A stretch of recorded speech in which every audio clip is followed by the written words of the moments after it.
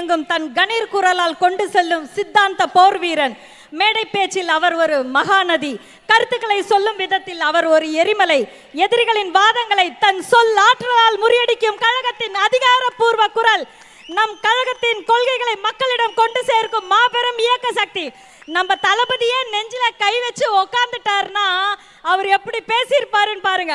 நமது கழகத்தின் மாநில ஒருங்கிணைப்பாளர், ஊடகம் மற்றும் செய்தி தொடர்பு அணி எழுச்சிமிகு மதிப்பிற்குரிய திரு ரமேஷ் அவர்களை உங்கள் கரவொலி விண்ணை தொட மேடைக்கு வருமாறு அன்புடன் அழைக்கிறேன். அன்னை தமிழருக்கு முதல் வணக்கம். என் ஆருயிரான தலைவர் தளபதி அவர்களுக்கு உயிர் வணக்கம்.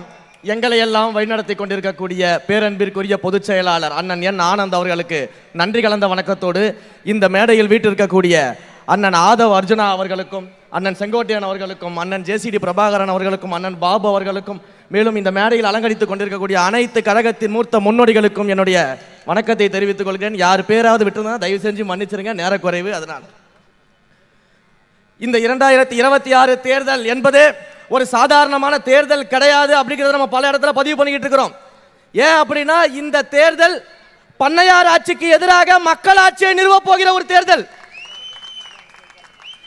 இந்த தேர்தல் ஒரு குடும்ப ஆட்சியை ஒழித்துவிட்டு தமிழ்நாட்டையே குடும்பமாக எண்ணக்கூடிய தமிழக வெற்றி கழகத்தை ஆட்சியில் அமர வைக்கக்கூடிய ஒரு தேர்தல்.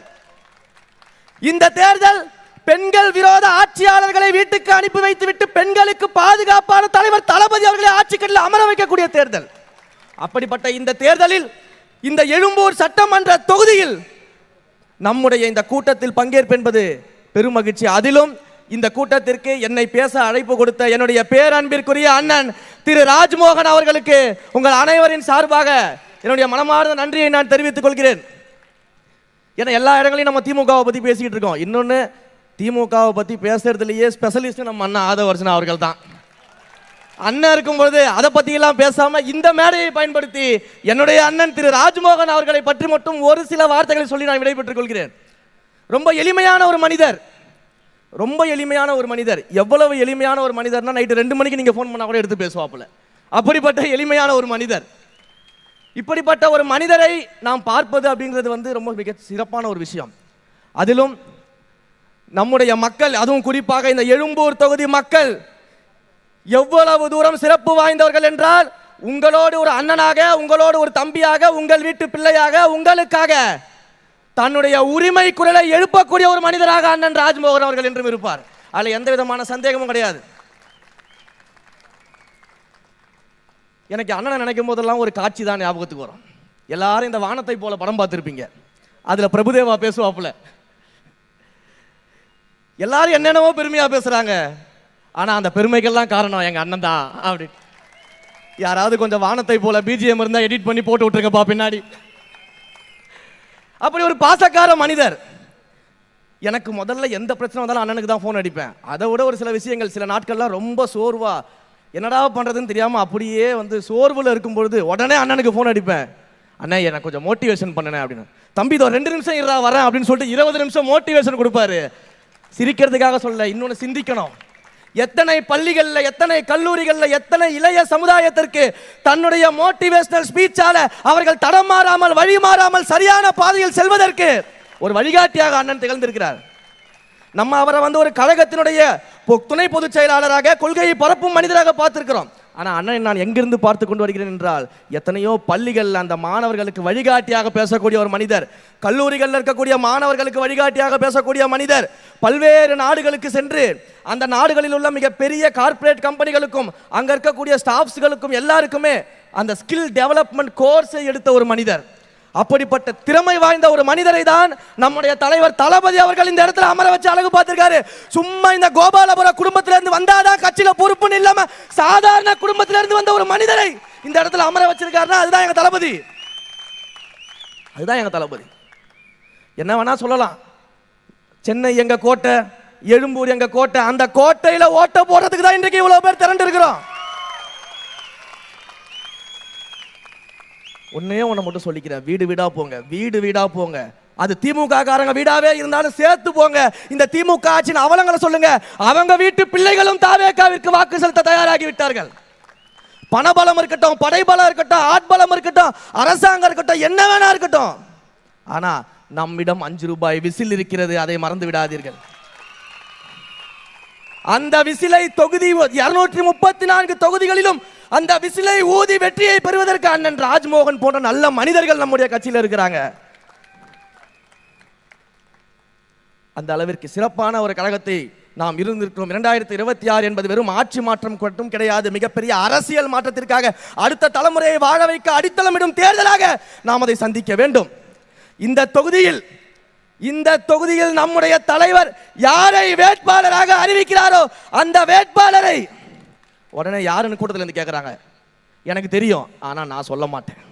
அந்த கேஸ் எல்லாம் நான் வாங்க மாட்டேன். அதனால நம்முடைய தொகுதியில் தலைவர் யாரை வேட்பாளராக நிறுத்துகிறாரோ அவர் யாராவனாலும் இருக்கலாம். உங்களுக்கு எல்லாம் பிடித்தமான நபராக இருக்கலாம், உங்களோடு பழகி கொண்டிருக்கக்கூடிய நபராக இருக்கலாம், எளிமையானவராக இருக்கலாம், இளைஞர்களுக்கு வழிகாட்டியாக இருக்கலாம், மாணவர்களுக்கு வழிகாட்டியாக இருக்கலாம், எங்களை போன்ற பேச்சாளர்களுக்கும் வழிகாட்டியாக இருக்கலாம்.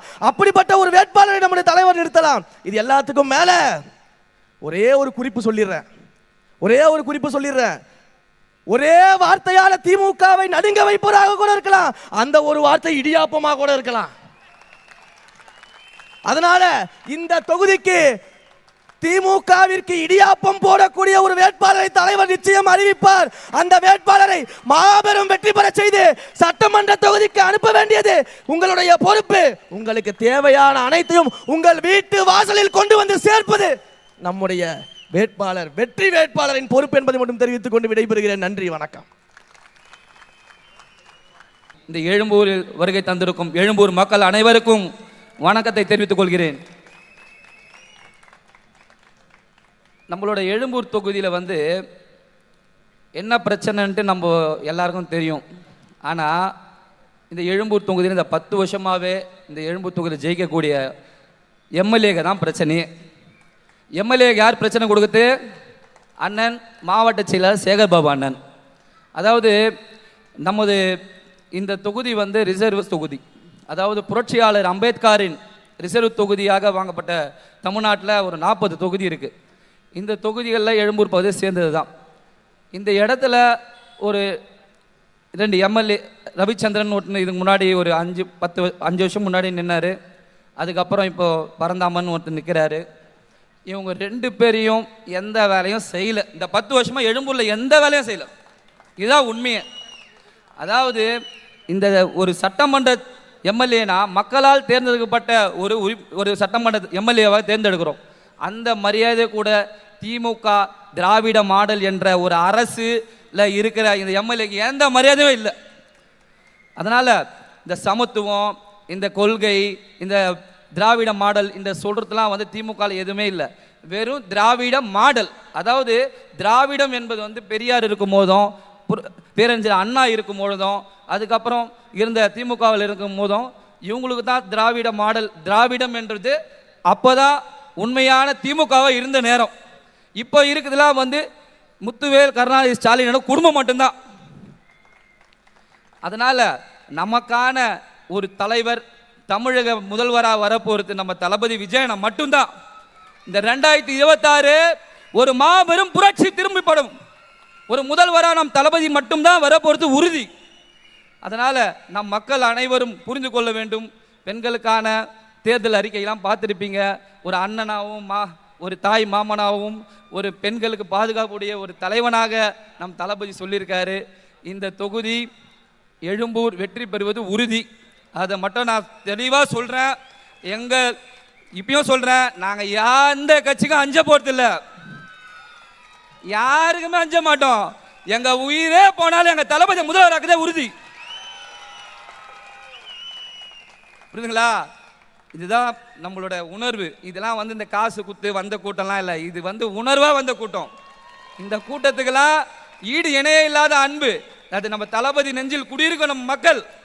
நீங்கள் தான் நம்ம தளபதியை சும்மா கெத்தா ஸ்டைலா நம்ம ஏப்ரல் 23 நம்ம தொகுதியில் உள்ள எல்லா மக்களிடையும் நம்ம கொள்கையில சொல்லி நம்ம எல்லா மக்களையும் போய் நம்ம ஓட்டு போட்டு பிகில் சின்னத்தில் விசில் சின்னத்தில் ஓட்டை போட்டு நம் தளபதியை மே 3ஆம் தேதி நம்ம முதல்வரை ஆக்க போகிறது உறுதி. அதனால் நம்ம பெரியவங்களாம் இருக்காங்க, அவங்களாம் பேச வேண்டிய நேரம் இருக்குது. அதனால் என்னோட உரையை முடித்துக் கொள்கிறேன். நன்றி, வணக்கம். எழும்பூர் சட்டமன்ற தொகுதி, இதில் எம்எல்ஏவை பார்த்து எவ்வளோ நாள் ஆகுது? எப்போ கடைசியாக எம்எல்ஏவை பார்த்தோம்? 2021 ஏப்ரல் மாதம் அப்போ தான் பார்த்தோம். இது வரைக்கும் காண எங்கன்னா பார்த்தாருன்னா கொஞ்சம் சொல்லுங்கப்பா. இது வரைக்கும் அவரை பார்க்க முடியல. சரி, அவரே அப்படி இருக்காருன்னு பார்த்தாலும் முதலமைச்சரும் அப்படி தான் இருக்கிறாரு. அவரே 2021க்கு அப்புறம் 2026 சட்டமன்ற தேர்தல் வரும்போது இந்த ஜனவரி மாதம் தான் திடீர்னு மக்கள்லாம் ஒரு கனவுல வந்தோன்னே முழிச்சிட்டாரு. ஐயோ, மக்களுக்கு எதனா செய்யணுமே, ஏன் ஏப்ரல் மாதம் எலெக்ஷன் வருதுன்னு அப்படின்னு போயிட்டாரு. அவரும் அப்படி தான் இருக்கிறாரு. காலகாலமாக பார்த்தீங்கன்னா நம்ம எழும்பூர் சட்டமன்ற தொகுதியில் பட்டாளம்னு ஒரு பகுதி இருக்குது. பட்டாளம், அங்கே உள்ள மக்களுக்கு காலகாலமாக பட்டா வாங்கி தரேன் சொல்லி சொல்லி ஏமாற்றி வாக்குறுதிகளை கொடுத்து இது வரைக்கும் அவங்க பட்டாவே இல்லாமல் சில பேர் நடு ரோட்டில் தான் நிற்கிறாங்க. ஏன்னா கடந்த ஆட்சி அந்தமாரி ஆட்சி இருக்குது. இன்னொரு விஷயம் சொல்ல விரும்புகிறேன். பல பட்டதாரிகள் இளைஞர்கள் படிச்சுட்டு நல்ல உத்தியோகத்தில் இருப்பாங்கன்னு பார்த்தா தமிழ்நாட்டின் அவல நிலை என்ன தெரியுமா? அவங்கெல்லாம் ஸ்விக்கி, சொமேட்டோ என்ற இந்த சாப்பாடு டெலிவரி, ரேபிடோ இந்த மாதிரி போன்ற வர தொழிலெல்லாம் செஞ்சு அவங்களுக்கு படித்த படிப்புக்கு வேலை இல்லாமல் ரொம்ப அவதிப்படுறாங்க. அதெல்லாம் ரொம்ப மனவேதனையாக இருக்குது. அடுத்தது இந்த திமுக ஆட்சியே வந்தாக்கா கஞ்சாலாம் மறைமுகமாக விற்க மாட்டாங்க, இங்கே இருக்கிற பெட்டிக்கல்லே விற்க ஆரம்பிச்சிருவாங்க.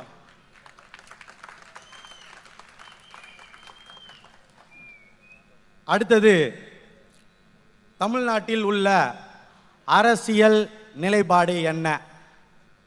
தன் பிள்ளைகளை எம்எல்ஏவை பார்க்கணும், துணை முதல்வராக பார்க்கணும், நம்மளுக்கெல்லாம் வயசாயிடுச்சு, அடுத்தது அவங்கள பார்க்கணுன்னு ஒரு கட்சி இந்த தேர்தலை நோக்கி வருது. இன்னொரு கட்சி ஐயோ நம்ம பொதுச் செயலாளர் பொறுப்பே போயிடும், இந்த ஆட்சியில் நம்ம ஜெயிக்கலைன்னா நம்ம கட்சியை காப்பாற்றிக்கணும், நம்மளையே காப்பாற்றிக்கணும்ன்ட்டு ஒரு கட்சி இந்த தேர்தலை நோக்கி வருது. மக்களை மட்டுமே மனதில் கொண்டு வர ஒரே கட்சி எதுனா தமிழக வெற்றி கழகம் மட்டும்தான். கடந்த தேர்தலெல்லாம் இளைஞர்கள்லாம் அந்த தேர்தல் நாள் வரும்போது ஜாலியாக அந்த லீவை வேஸ்ட் பண்ணக்கூடாது, ட்ரிப்பு போயிடுவாங்க. ஆனால் இந்த தேர்தலெல்லாம் அவங்களே களப்பணியில் வந்து எப்போ தேர்தல் அறிவித்தாங்களோ அந்த நேரத்தில் ஓட்டர் ஐடியெல்லாம் கரெக்டாக இருக்கா செக் பண்ணி பார்க்குறாங்க. இதை ஏன் நான் இங்கே சொல்கிறேன்னா, புரட்சி தலைவர் ஒரு பாடலில் சொல்லியிருப்பார், இளையோர் கூட்டம் தலைமை தாங்கும் பூமியே புதிய பூமின்றது. அதுதான் உண்மை. இந்த 2026 மே மாதம் வரப்போகிற தேர்தல் முடிவில் இளையோர் கூட்டம் தாங்கும் தமிழ்நாடே புதிய தமிழ்நாடு. இதில் எந்த விதமான மாற்று கருத்தும் கிடையாது. ஒரு சின்ன நிகழ்வு சொல்கிறேன். பெரம்பூர் பின்னி மில்லில் தளபதியோட ஒரு படப்பிடிப்பு நடந்திருந்தது. அந்த படப்பிடிப்பில் நம்ம மாவட்ட செயலாளர் அண்ணனும் நானும் போயிருந்தோம். அது கரெக்டாக மத்தியானம் 1 மணிக்கு போகும்போது, கரெக்டாக நாங்கள் போகும்போது அண்ணன் ராஜேந்திரனை வந்து போய் சொன்னாங்க, இந்தமாரி வந்திருக்காங்க அப்படின்னு சொன்னாங்க. தளபதி என்ன சொன்னார்னா, முதல்ல அவங்கள சாப்பிட சொல்லுங்கள் அப்படின்னாரு. நாங்கள் போகும்போது மணி 1 சாப்பிட்டுட்டு இருந்தோம். சாப்பிட்டுட்டு இருக்கும்போது திடீர்னு கொடையை பிடிச்சின்னு அண்ணனே வந்துட்டார் அந்த கேரவன் பக்கத்தில். என்னப்பா சாப்பிட்ருங்க, தப்பாக நினச்சிக்காதீங்க, ஒரு 2 ஸ்டெப்பு மட்டும் நான் போட்டு ஓடி வந்துடுறேன், நீங்கள் சாப்பிட்டு ரெடியாக இருங்கன்னு சொன்னார். அந்த கேரவன் எதிர்க்க ஒருத்தர் இருந்தார். அவர் வந்து ஒரு ப்ரொடியூசராக. அவர் வந்து ராஜேந்திரனை நான் கூப்பிட்டு கேட்குறாங்க, யார் இவங்கெல்லாம், அவரோட ரிலேஷனா, ஏன்னா கிட்டே வந்து பரிமாறுற மாரி வந்துட்டு போகிறாராண்டு. அவங்கெல்லாம் லோக்கல் லீடர்ஸு, அவரோட ரசிகர் மன்ற தலைவருங்கண்டு. என்னங்க சொல்கிறீங்க? ஆமாம், இதெல்லாம் நான் கேள்விப்பட்டு தான் பார்த்துருக்கேன், இப்போ தாங்க நேர்லேயே பார்க்குறேன்ட்டு. இதை ஏன் நான் சொல்கிறேன்னா, ஒரு தொண்டன் எவ்வளோ ஒன்றாலும் ஒரு தலைவனை நேசிக்கலாம், அது இயல்பு. ஆனால் ஒரு தொண்டனை ஒரு படி மேலே ஒரு தலைவன் நேசிக்கிறானா அது நம்ம தளபதி மட்டும்தான். ஒரு சின்ன ஷார்ட்டாக ஒரு விஷயத்தை நான் சொல்கிறேன். ரமலான் பண்டிகை வந்தது. ரமலான் பண்டிகையில் வந்து ஒரு இஸ்லாமிய சகோதரர் வந்து பிரியாணி பாக்ஸில் எடுத்துகிட்டு வந்து எல்லாருக்கும் பொதுமக்கள்லாம் கொடுத்துட்டு இருந்தார். அப்போது ஒரு பசங்களாம் கொஞ்சம் விளையாடிட்டு இருந்தாங்க. தம்பிங்களா எங்கே வாங்க, என்கிட்ட ஒரு 2 பாக்ஸ் இருக்குது, இந்தாப்பா பிடிச்சிக்கப்பான்னு சொல்லி கொடுத்தாங்க. ஒரு பையன் என்ன பண்ணால் அந்த பாக்ஸ் எடுத்துகிட்டு நேராக அவங்க குடும்பத்து கூட சாப்பிட போயிட்டான். ஒரு பையன் என்ன பண்ணான்னா அவங்க கூட விளையாடின நண்பர்களோட உக்காந்து சாப்பிட போயிட்டான். இது என்ன தெரியுதுன்னா, அந்த குடும்பத்தோடு சாப்பிட போனான் பார்த்தியா, அவங்க எல்லாம் திமுககாரங்க. திமுக காரங்க மட்டும் தான் குடும்பம் நல்லா இருக்கணும், எனக்கு அடுத்த வர என்னோட வாரிசுங்க நல்லா இருக்கணும்னு நினைப்பாங்க. ஆனால் எங்கள் தளபதி மட்டும்தான் என்னை வாழ வச்ச தமிழகம் நல்லா இருக்கணும், அவங்க நல்லா இருக்க என் தொண்டர்கள் இருக்கணும்னு சொல்லி எங்களை எல்லாரையும் ஆயுதப்படுத்தி உங்களிடம் அனுப்பிச்சிருக்கார். கடைசியாக ஒரே விஷயம் சொல்கிறேன். 10வது படிக்கிற ஒரு மாணவன் அவங்க அப்பாட்ட சொல்கிறான், அப்பாப்பா இந்த வாட்டி விஜய் அண்ணாக்கு ஓட்டு போட்டிருப்பா அப்படின்னு சொல்கிறான். அவங்க அப்பா கேட்குற, டேய் போய் படிக்கிற வேலையை பாடுறான், ஏன்பா அப்படி சொல்கிற, உங்கள் காலத்தில் தான் நல்ல தலைவரை தேர்ந்தெடுக்காமல் உங்கள் அம்மா அப்பா விட்டுட்டு போயிட்டாங்க, என் காலத்தில் நாச்சு ஒரு நல்ல தலைவரை தேர்ந்தெடுத்து கொடுத்துட்டு போ, அடுத்த வாட்டி அவர் ஆட்சி இந்த வாட்டி அவர் ஆட்சி அமைக்கும் போது நாங்கள் ஓட்டு போட்டு திருப்பி அவர் ஆட்சியில் உட்கார வைப்போம், அவரை மாதிரி ஒரு தலைவர்லாம் கிடைக்க மாட்டாங்கன்னு சொல்கிறாங்க. இதுதான் நிலைப்பாடு. இப்போது நீங்கள் எல்லாருமே ஒரே ஒரு விஷயம் இன்னொருணும், நீங்கள் நெகத்து மேலே உங்கள் பொண்ணுக்காக ஒரு சேர்த்து வைக்கிறீங்க இருந்தாலும் சரி, உங்கள் பசங்களுக்காக பணத்தை சேர்த்து வைக்கிறதா இருந்தாலும் சரி, உங்கள் பசங்களுக்காக வீடு வாசல் சேர்த்து வைக்கிறதா இருந்தாலும் சரி, இது எதுவுமே முக்கியம் கிடையாது. உங்கள் பசங்களுக்கு ஒரு நல்ல தலைவரை தேர்ந்தெடுத்து கொடுத்துட்டு போங்க, அது மட்டும்தான் ஒரு நல்லது. நீங்கள் பெற்றவங்க கொடுக்க வேண்டிய மிகப்பெரிய ஒரு கடமை. ஏப்ரல் 23 தமிழ்நாட்டின் இருட்டு, அன்னைக்கு நம்ம நகத்தில் விடுறது கருப்பு. மே 4 தமிழ்நாட்டின் வெளிச்சம், தளபதி முதலமைச்சர் என்ற சிம்மாசனத்தில் அமர வைப்பது. நான் நிறைய பேசணும்னு நினைச்சேன், நேரங்கள் இல்லாத காரணத்தினால் எனக்கு வாய்ப்பளித்த அனைத்து நல்ல உள்ளங்களுக்கும், இந்த சட்டமன்ற தொகுதிக்கு புதுசாக வந்த அண்ணன் செங்கோட்டி அண்ணன் அவரெல்லாம் நான் நிறைய பார்த்துருக்கேன். ஆதவர்ஜுனன் அவர் விளையாட்டெல்லாம் பார்த்து இளைஞர்கள்லாம் நல்லா இருக்காங்க. அதுமாரி ராஜ்மோகன் அண்ணன் நம்மளது வெற்றி வேட்பாளர், அவரை ரொம்ப வெற்றி அடைய வைக்கணும். எழும்பூர் சட்டமன்ற தொகுதியில் மக்களுக்கான வேட்பாளர், மக்களோட இணைந்து பணியாற்றோன்னு நினைக்கக்கூடியவர். என்னெல்லாம் கூட பிறந்த தம்பி மாதிரி பார்க்குறாரு. அவரெல்லாம் நம்ம வாக்கு போட்டு ஓட்டு போட்டு அவரை ஜெயிக்க வச்சு சட்டசபைக்கு அனுப்பணும். நம்மளோட குறைபாடெல்லாம் சொல்லணும். அண்ணன் விஎஸ் பாபு அண்ணனையும் சரி, அண்ணன் ஜேசிடி பிரபாகர் அண்ணனையும் சரி, அனைவரையும் என் இரு கூப்பி கணக்கண்டு அனைவரையும் வருக வருக என வரவேற்கிறேன்.